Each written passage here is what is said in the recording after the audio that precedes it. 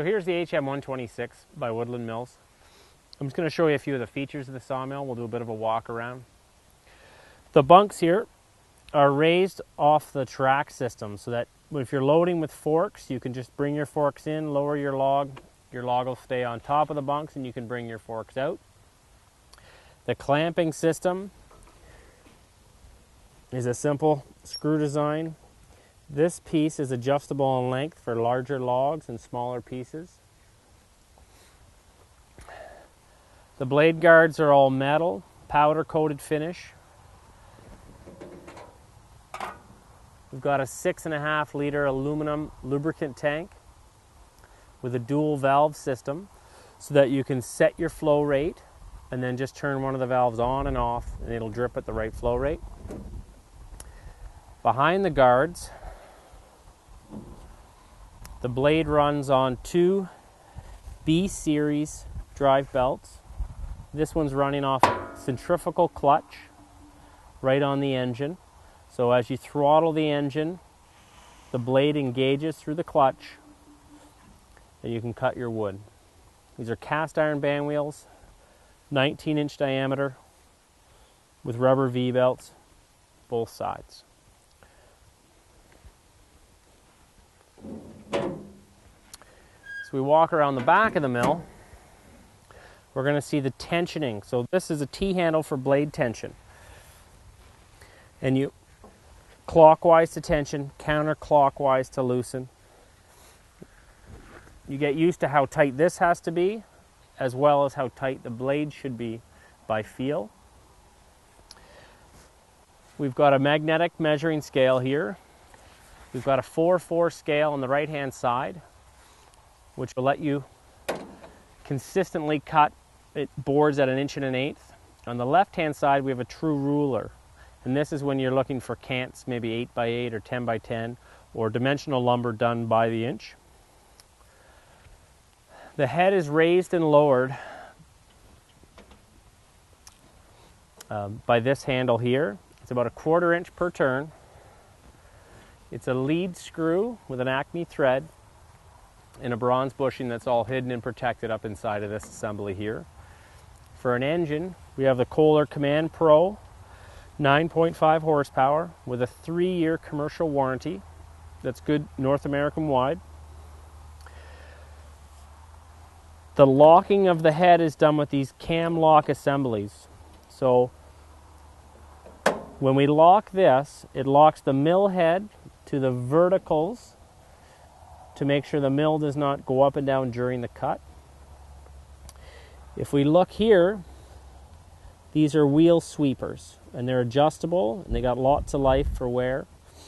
They can adjust up and down, and these keep the sawdust from building up in your wheels as they roll along the track. If we look at this handle assembly here, these T-handles on the left and the right can be loosened off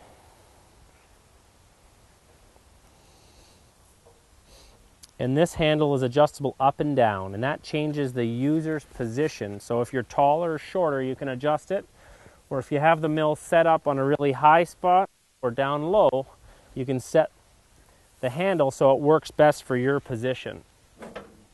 And it moves up about 12 or 14 inches if it needs to.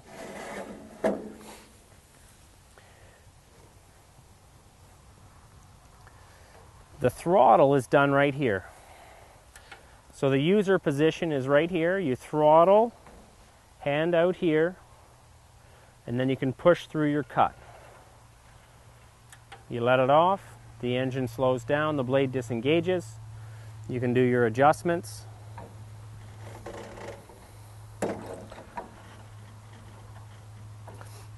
Make your next cut, throttle, and go. You've got a sawdust discharge on this side with a screen in it, so no one can fit any fingers in there. And the sawdust goes down. And then on this side of the mill, we're going to have our log support assemblies. And I'll just back off our clamps so I can show you how they work. So the sawmill comes with 2 log stop assemblies.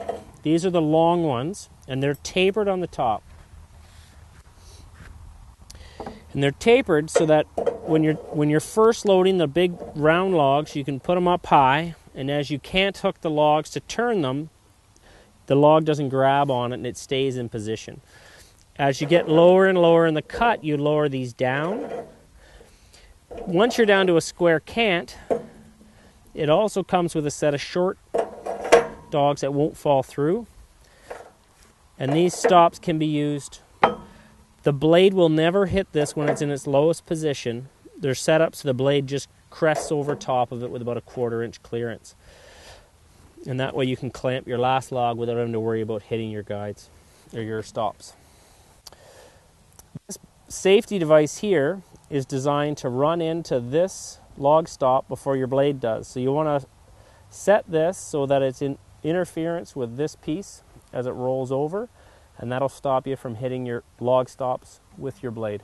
So once you've got the safety guard set so that it's going to hit your log stops before the blade does, we can also look at our guide assemblies. And the guide assemblies consist of a rear roller bearing that's installed with a bolt from the bottom. And these are a wear item. They're inexpensive to purchase, and you don't want the blade running on them. Like you can see, it's free spinning here, except for in the cut.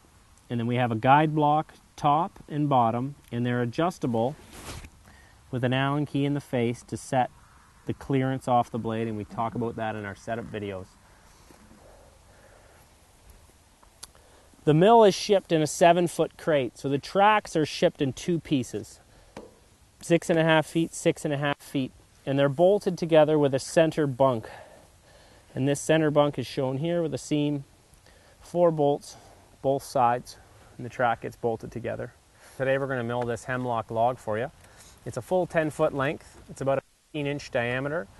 It's about a month old, so it's quite green, and I'm just getting some of the soil out of the bark before we run it through it. There's nothing worse than dulling your blade on the first cut.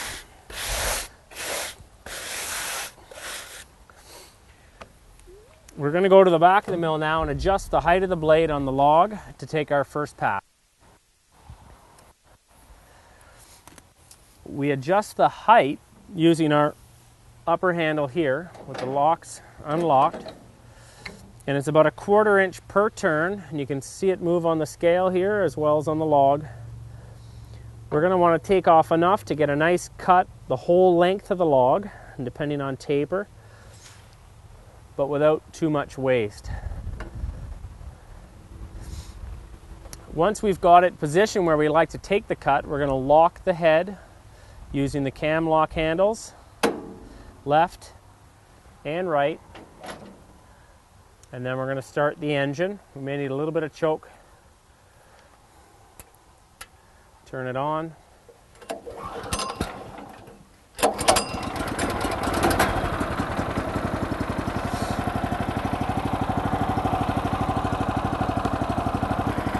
This is our throttle, and with this, it's got a centrifugal clutch. It's going to start the blade.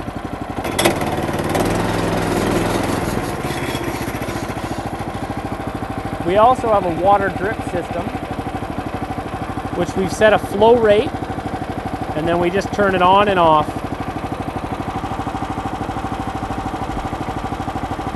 And we'll see the water dripping onto the blade here.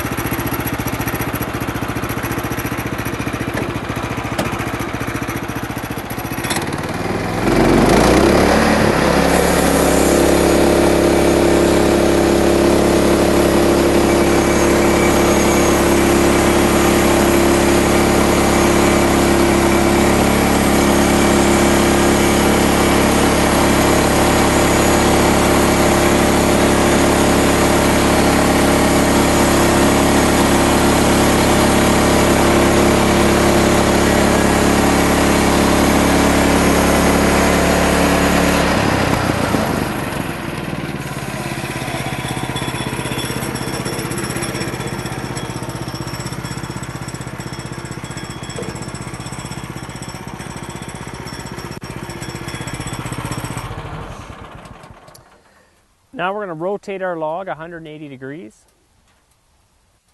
onto the flat side we just cut.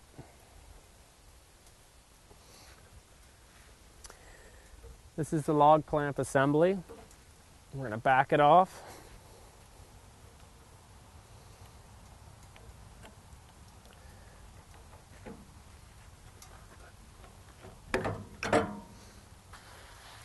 Grab our cant hook. And we're going to rotate the log into the log supports.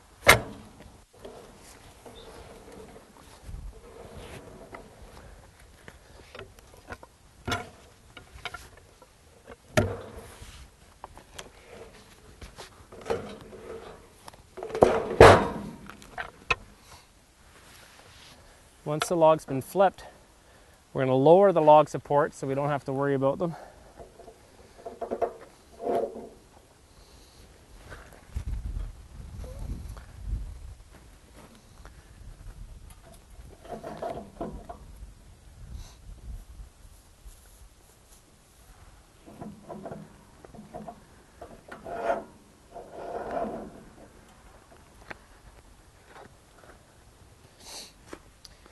And then we're going to use our cant hook. Make sure the log is snug against the supports. And then we'll use our clamp again to secure it against the log supports. Now, because this log's so dirty, I'm going to brush this again.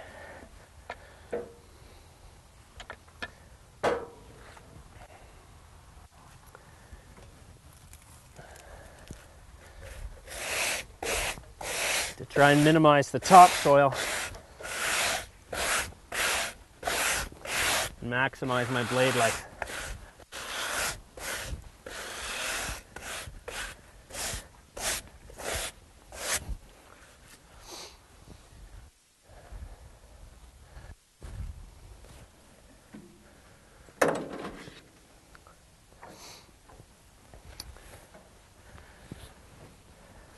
Now again, we lower the head to make our first cut on this side of the log.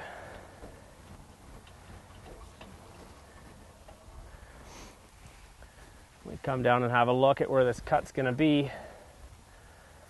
If we start here, we'll get a nice square cant out of that.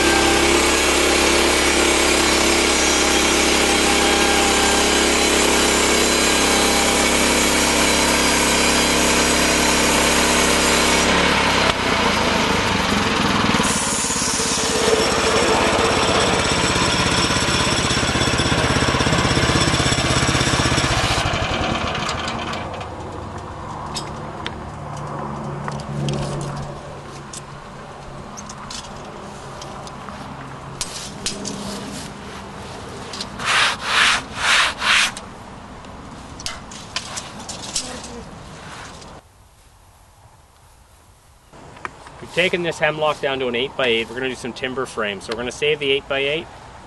We take all the boards that we cut off with the live edge and we're going to edge them, stack them up as 1-inch planks, and put the next log on the mill.